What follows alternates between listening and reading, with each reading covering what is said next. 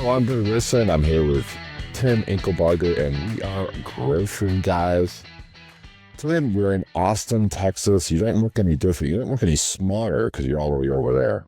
That's right. Well, I'm not wearing my cowboy hat, but yeah, I'm back in beautiful Austin today for the last few days for the Upshop Altitude Conference. It's been kind of crazy. I got here a little bit early too, and so I've been seeing the sights and sounds of Austin. It's been great. And speaking of sights and sounds, because you like to party, I mean, you go out every night and just party until you drop. I'm a party guy. That's true. Nice. You saw an interesting performer who song and performed about a song about HEB. Yeah, no. Well, I got here a little bit early, a couple of days early for the conference because little known fact, I used to live in Austin in the mid to late 90s. I left here actually in early 2002. So I was just a young child back then. I was in my 20s. It's a good time to be in Austin. And so I came back to see a few people and kind of check around town. I went out to this country. It was like an alt country show, and I walk in. This guy named Garrett T. Capps is playing. He's known as San Antonio's resident cosmic country gonzo honky tonk weirdo freak. That's his words, not mine. That's a mouthful, man. That's a lot of words. That's a lot of words. And I walk in and he finishes the song and he says, "This next song is about HEB, the beloved Texas grocery chain out of San Antonio." And the whole you can check it out on my LinkedIn page if you're LinkedIn friends with me, I guess. It's open to the public either way. And so it was all about the troubles of the world and how hard everything has gotten, and it's an SOS to HEB to save us all. It's sort of suggesting that they're such a great store that they can really do anything, and that is the love that you see here in Texas for HEB, man. People love that store. They really do. I talked to several people about it while I was here, and they were like, "Oh yeah, HEB is the best. Like they won't go anywhere else. It's all crazy." I've never been to an HEB, so I'm missing out on the magic here.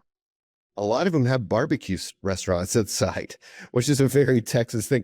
And I can tell you this, the barbecue is good. This is Texas. So you don't mess around with barbecue here. If you're going to do it, you got to do it right.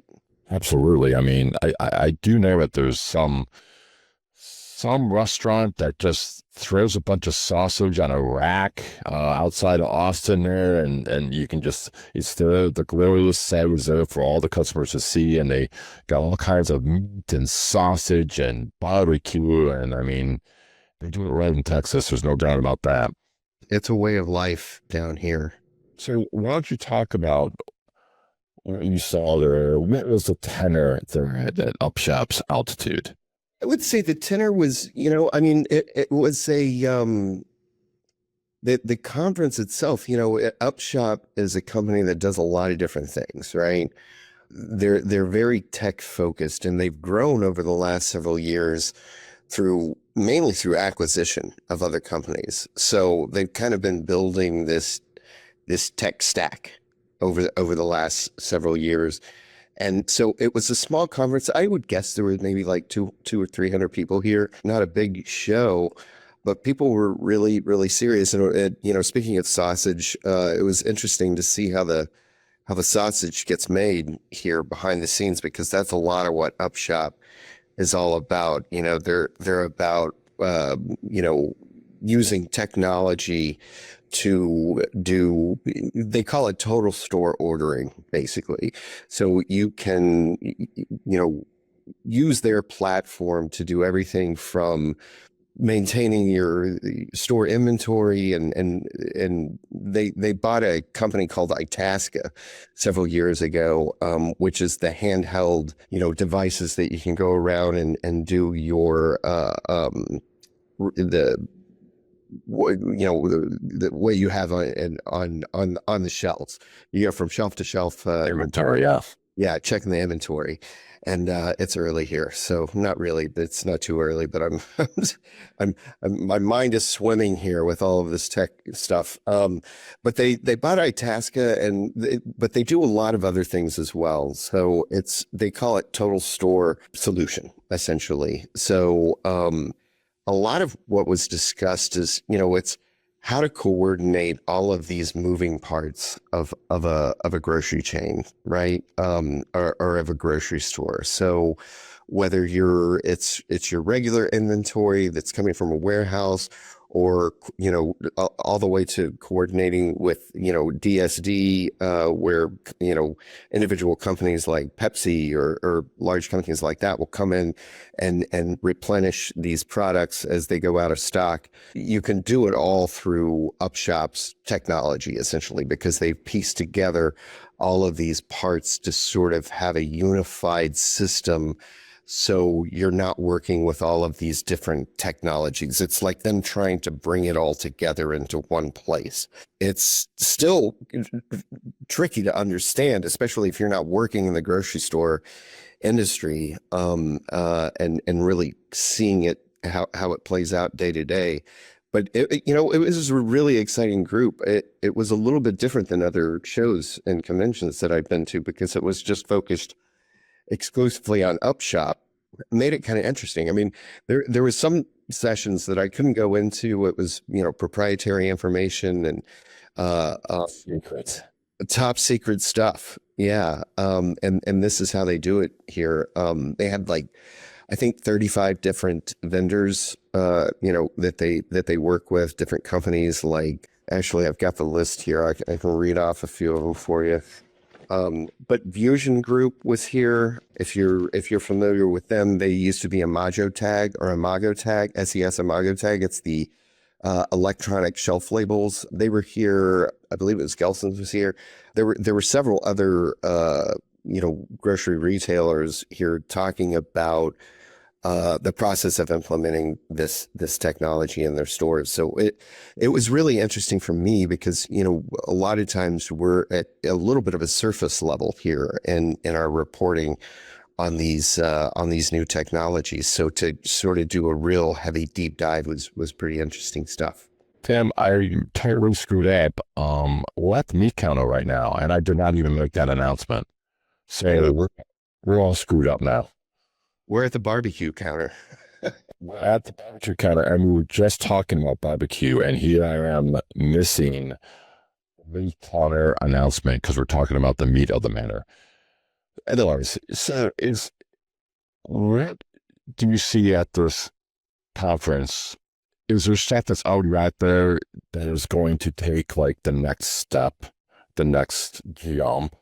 Yeah, no. Well, of course, like a lot of these shows we both attended, there was a lot of conversation about artificial intelligence. And I know, I talked to Mike Weber here at Upshop. He's the Chief Growth Officer. He was just given that new title here, and just a few weeks ago. I think he was previously Chief Marketing Officer.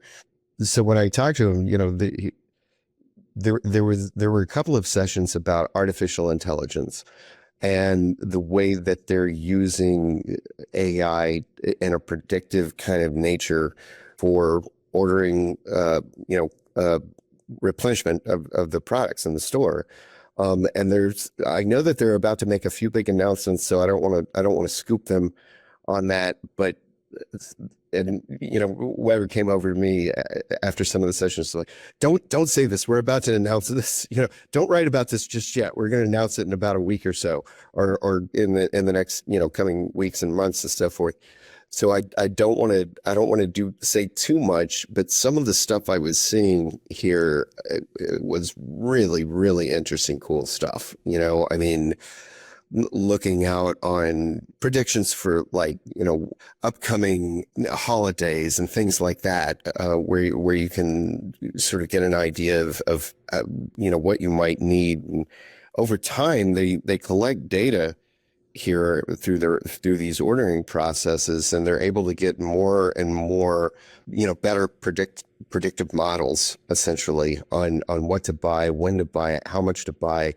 But of course, again, a lot of it is DSD, so they're coordinating with these other companies as well. So pulling that all together and having sort of a data paper trail over time, I think just makes it more accurate going into the future. So I know that they're not the only game in town, but at this show they were. So you had to sign your a contract in blood there to make sure that nothing gets leaked out because you're being very tight-lipped about this.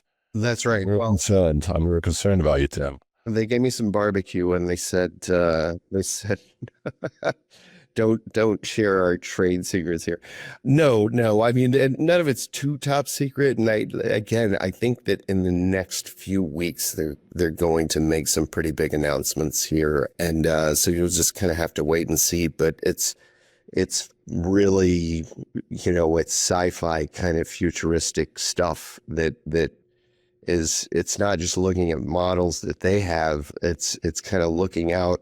And of course you always run the risk of some kind of hallucinations with AI, but it's looking out on the web and seeing, trends that are happening out in the rest of the world, and kind of being able to have those two sort of dovetail together. So it's like, you know, if you saw it play out, you wouldn't believe it, right? So I'm going to pivot a little bit. I'm going to go to a deli counter here. We're going to do the secondary meat counter here. I'm going to pivot, okay? So I did a story yesterday on Trader Joe's and how they do not engage in retail media at all. They Yeah. believe in the human experience. They got people there at the stores. They want customers to interact with the workers. And it's not just, it doesn't stop right there at retail media. They do not do online ordering. They don't have an app. They don't engage in any technology whatsoever. They don't do delivery. They don't do curbside pickup. They don't really do anything. I don't even think they do samples there either. And they have all these, unique products coming from unique suppliers. That really kind of put up a red flag for me because I appreciate what Trader Joe's is doing and trying to stay, original and to their original focus there, but I think they're really missing the boat here. And I'm surprised that, it hasn't really impacted their life. Maybe it has, but it did not sound like Trader Joe's was going to make that leap at any time in the near future. Yeah. Well, one of the things I've wondered about Trader Joe's, and you would know this better than I do since you cover them and keep a close eye on them, is, there's always this kind of like big question mark of like, why is Trader Joe's so successful, right? Like, do any of this stuff that anybody else does? And the thing in the back of my mind that I always wonder when I hear that question, because you hear that over and over again, right? Is if they did implement this technology, would they even be more successful, right? It's sort of like, oh, they figured it out, but maybe they're only reaching a certain level of their true potential. Maybe not. I know that there are a lot of people out there, and I'm sure you hear this from people too, that really they're averse to self-checkout, they're averse to this kind of technology. And there are a lot of people out there, they see it as a threat to jobs and a threat to their own privacy and things like that. So maybe they did bottle lightning and figure it out. I don't know.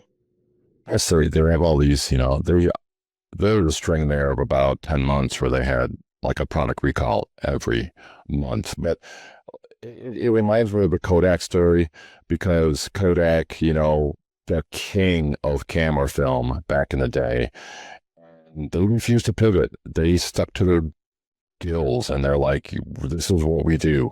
This is what we're known for. We are only going to do film. And it killed the company, and you had a lot of, yeah, I mean, what was the options for film? It was Kodak, and maybe it was Fuji was out there, but it was Kodak. I mean, talk about rare earth following.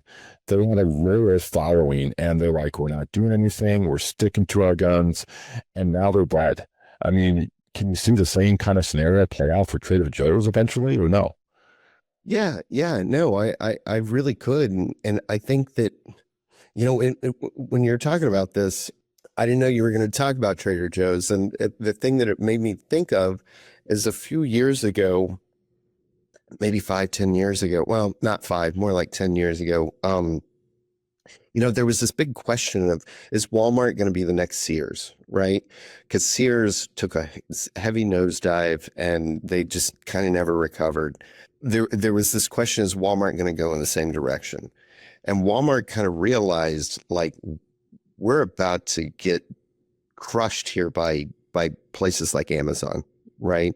And they really, really had pivoted hard on technology and tried to become a lot more like their online competitors, because I think they saw the writing on the wall, and they were able to, I think, prevent that potential disaster by taking on Amazon on its own game. And you see Amazon kind of go in the same direction of trying to establish a brick and mortar presence the way that Walmart has. Like, that's Walmart's strength, is the number of stores that it has. And so I think in this world and in this day and age, if you want to be a troglodyte and sit back and just be like, well, we don't do technology, maybe that'll work, but that's a big gamble, I think, unless you have some hard data behind you that says we don't need it. I think that it's pretty risky. The old saying goes, adapt or die. So we're at the paper or plastic segment of the show. And that's my question. Paper or plastic? Do you think Trader Joe's is going to stow the course? Or do you think that they will make the switch? Well, I think they'll stay the course for the foreseeable future. Yeah, I do. Because like their distant relative Aldi, they kind of revel in this a little bit. I mean, I know that Aldi, because I cover Aldi, so I understand them a little bit better. And they often like kind of tease and make fun of the fact that they don't have all of these bells and whistles, and they're doing just fine because their focus is keeping prices low. So maybe Trader Joe's has that same kind of magic. That's what I fear, that they're going to stay the course, but they're going to have to do something. You got a younger generation going up there, and they're getting buying power there. I mean, they're all about apps. They're all about technology. They're about the bells and whistles. Boy, I just don't, 10, 15 years from now, I can see them maybe make some changes, but I could be terribly wrong. But that's what paper and plastic is for. You can be terribly wrong, and it doesn't matter. No one's going to crucify you, Tim. That's the best part of the segment. It's my opinion, and it doesn't matter if I'm right or wrong. That's the age that we're living in. It's my opinion, and my opinion is right. Tim, you have a safe flight back to Chicago. I hope you eventually get home. It is raining here today, so good luck on that. Thank you very much. Hopefully there will be no tornadoes in the air, and I'll get back just fine. So You can't smuggle barbecue, man. We're not going to allow that to get through TSA, just so you know. Don't even try. well, we got some pretty good barbecue places in Chicago as well, but I would do okay. Well, hey, Tim Inkelbarger, I'm Bill Wrestling, Rick West for you guys. Have a great rest of the week.